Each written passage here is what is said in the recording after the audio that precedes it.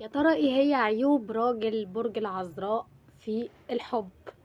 طب يا هدير، هو برج العذراء كله عيوب؟ اكيد لا، عشان الناس اللي هتخش تنتقدني.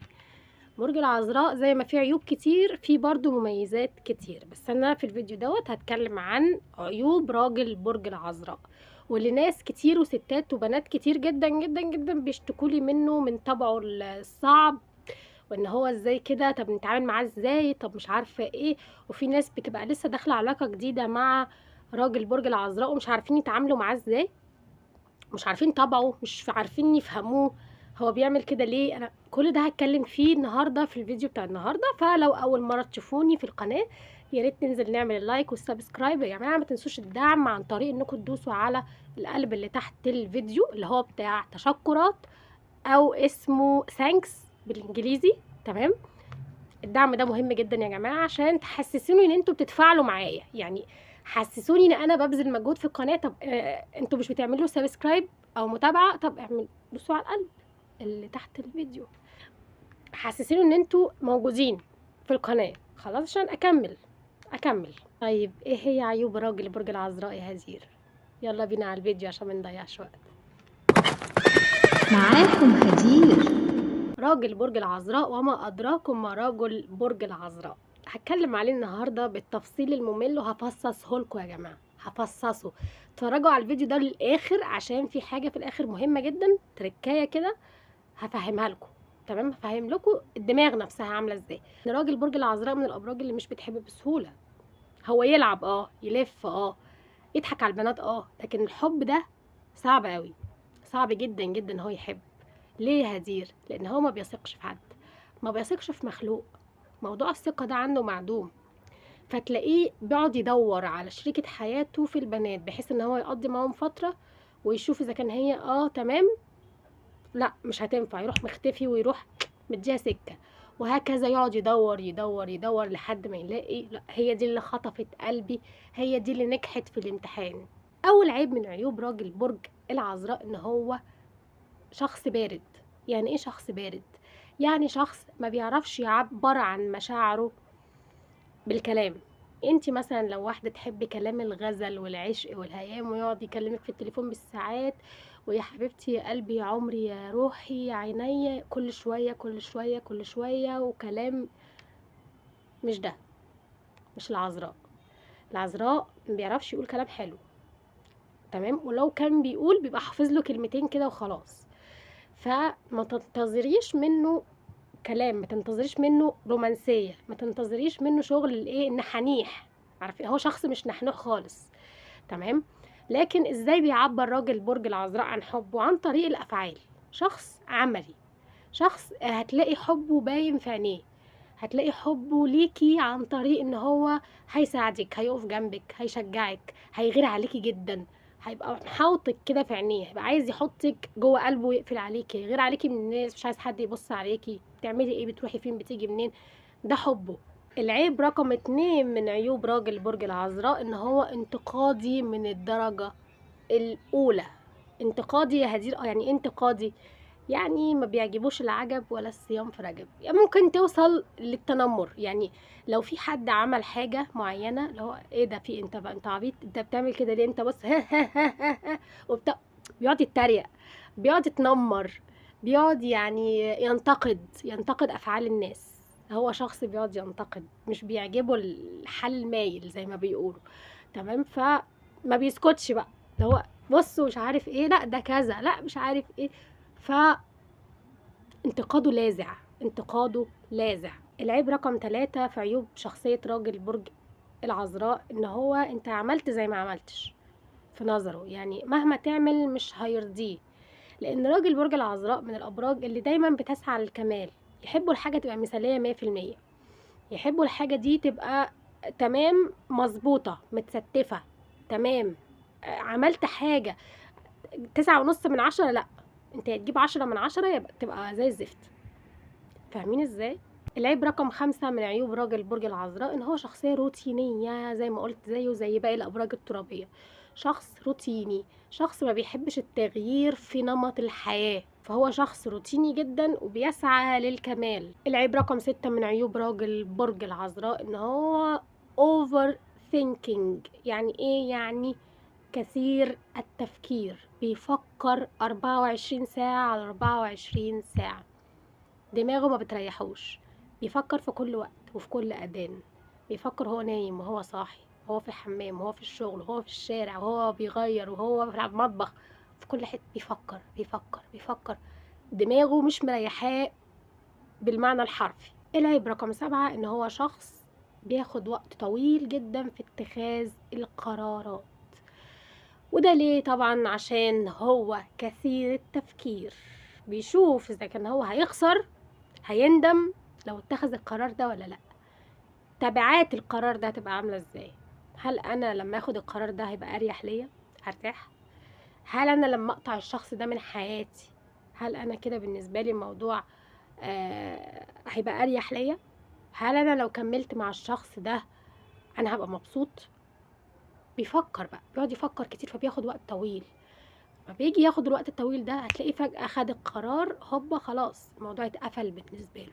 العيب رقم 8 من عيوب راجل برج العذراء ان هو، بصوا بقى، لا يتقبل الانتقاد. انت ما تنتقدنيش، انا انتقد، انا اتنمر، انا اتريق، لكن انت ما تتريقش عليا، ليلتك سودا. انت ما تتريقش عليا، انا شايف انت غلطان، انا ما بغلطش، انا اضحك عليك، انت ما تضحكش عليا. اوعى اوعى.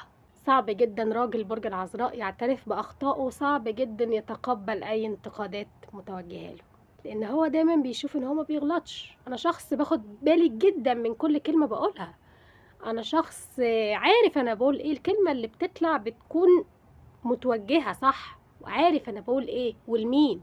بصوا بقى الحته دي، هتلاقوه بيبرر اخطائه وافعاله بالكذب عشان يخرج من اي موقف محرج اتحط فيه. والموضوع ده فيه جدا، عارفه ان الناس كتير هتخش تقولي لا احنا ما بنكدبش، احنا فككم من نفسكم. انا حواليا ناس كتير قوي عذراء، فانا حافظاكم، انا حافظاكم. لو دخلتوا كتبتوا في الكومنتات لا على فكره كلامك كله غلط ومش عارفه ايه وانت اصلا ما تفهميش وانت مش عارفه ايه، ده دليل برضو على صحه كلامي، ان انت شخص لا تقبل الانتقاد، يبقى انا صح. راجل برج العذراء متحفظ جدا جدا في تعاملاته مع الناس، زي ما قلت دايما يحب يظهر بمثاليه قدام الناس، مع ان هو جواه، لو جيت دخلت جوه راجل برج العذراء هتلاقي جواه فوضى، كل حاجه متلخبطه، دماغه مش مريحاه، زي ما قلت تفكير من هنا لهنا لهنا، فتلاقوا في خناقه جوه دماغه، هتلاقوا في فوضى جواه، هتلاقوا الدنيا حواليه مش مريحاه، اللي هو في هجوم من هنا ومن هنا ومن هنا، وفي حرب جوه دماغه، حرفيا خناقه خناقه. بس ثابت، عارفين الشخص الثابت كده اللي بيظهر بمظهر اللي هو انا مثالي، انا تمام، انا مبغلطش، من جواه مش مرتاح، مش مرتاح ابدا. انا عشان كده هتلاقوا راجل برج العذراء بيميل جدا جدا جدا للوحده، بينطوي كتير جدا.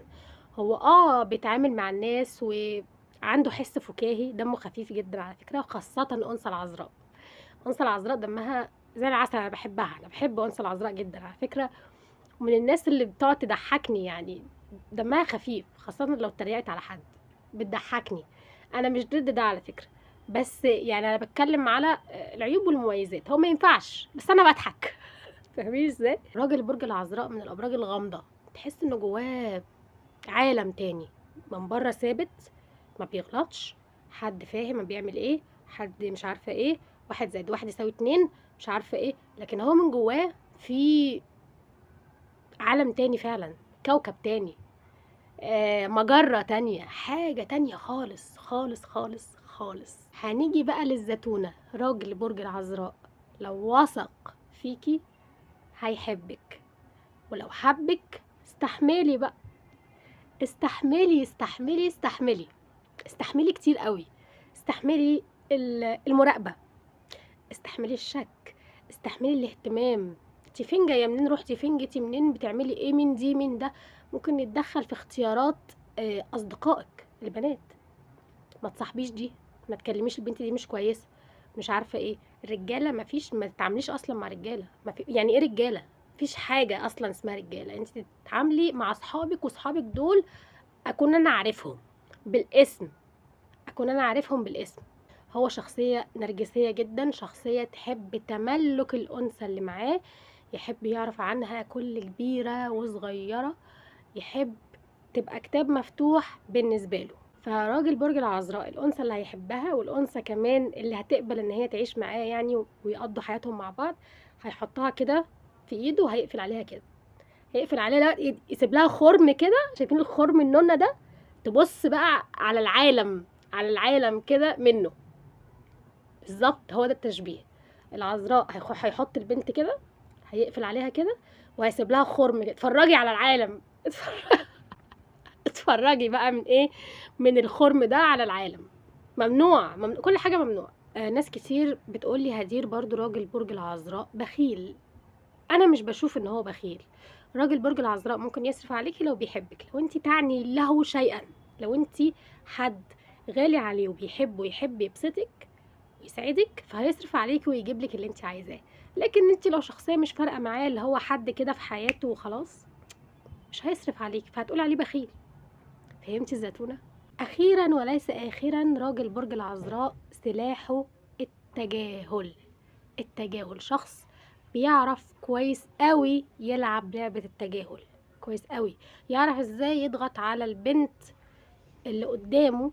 التجاهل مش هعبرها، الموضوع ده شاطر جدا، بارع في التجاهل، بارع في ان هو يمثل قدامك ان هو مش شايفك، ويضحك ويهزر ويروح ويجي ويعمل، هو جواه بيتقطع وشايفك وكل حاجة، بس هو بارع في ان هو يخفي مشاعره، بارع في ان هو يحسسك ان انتي لا شيء لما انتي تضايقيه، او يحس ان انتي بتغذيه، او ان انتي بتعملي حاجة اللي هو انت ولا حاجة، انا مش هسمع كلامك، انا هيضغط عليكي من الحتة دي. طب تتعاملي معاه ازاي بقى الشخصية الغريبة دي؟ تتعاملي معاه ازاي؟ تتعاملي معاه تجاهله ازاي؟ تتعاملي معاه بروده ازاي؟ تتعاملي ازاي اصلا تخليه يبقى كويس معاكي؟ ازاي اتقبل اتعامل مع عيوبه دي؟ ازاي عيوبه الغريبة دي؟